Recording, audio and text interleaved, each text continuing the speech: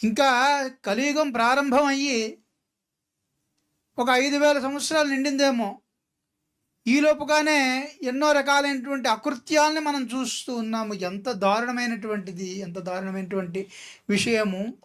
ఒక చెడుని చెడు అని చెబితే అది కిట్టక వారి మీద దాడి చేయడం అనేటువంటిది చాలా అమానవీయం. ఇంతకించి మనం మాటలో చెప్పలేం. అమానవీయమైనటువంటి సంఘటన జరిగినటువంటిది ఇది. ఈవేళ మన దేశంలో రాజకీయ నాయకులకి సిగ్గు లేదా అండి?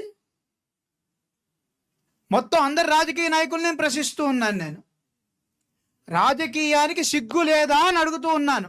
ఏమని చెప్పంటారా? ఒకడు హిందూ దేవుళ్ళని పెట్టుకుని ఓట్లు అడుక్కునేటువంటి ముష్టి విధవులు కొంతమంది, ఒకళ్ళు ముస్లిం వాళ్ళని పెట్టుకుని ఓట్లు అడుక్కునేటువంటి ముష్టి వాళ్ళు కొంతమంది, క్రిస్టియన్ని బొమ్మ పెట్టుకుని అడుక్కునేటువంటి వాళ్ళు కొంతమంది. మీకు ఒక దమ్ము లేదా? మీరు మగవాళ్ళు కాదా?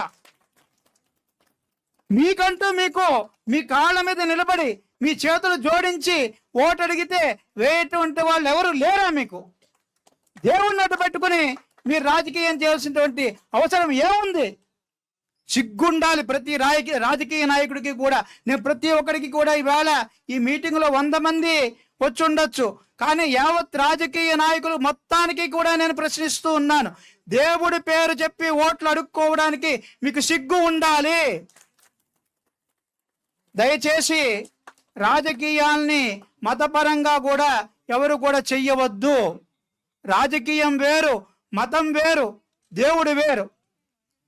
దేవుణ్ణి నమ్ముకోండి తప్ప దేవుణ్ణి అమ్ముకోవద్దు.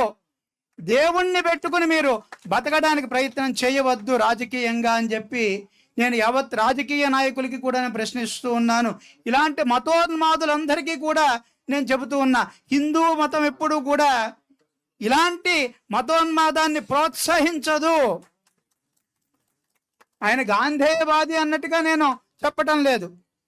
నేను గాంధీ గారిని చూడలేదు.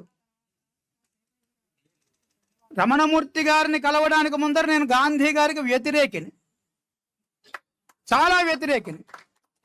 ఎందుకంటే ఇవాళ రేపట్లో వస్తున్నటువంటి మీడియాలు చూసి ప్రతి ఒక్కళ్ళు కూడా వాళ్ళు పాపులర్ కావడం కోసం గాంధీ గారిని, నెహ్రూ గారిని పెట్టుకుంటారండి.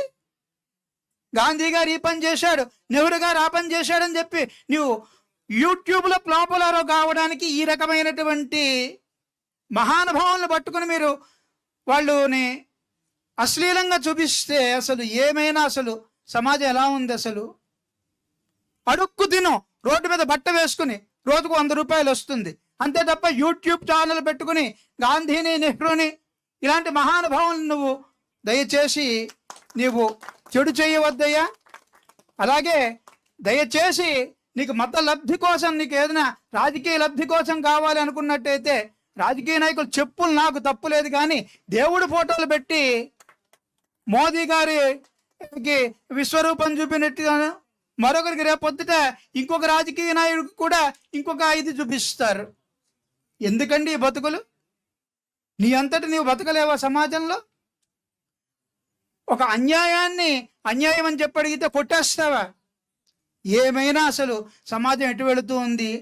అలాంటి వ్యక్తిని కూడా క్షమించేటువంటి మనస్తత్వం ఆయనకైతే ఉంది, కానీ నాకైతే లేదని చెబుతూ ఉన్నాను నేను.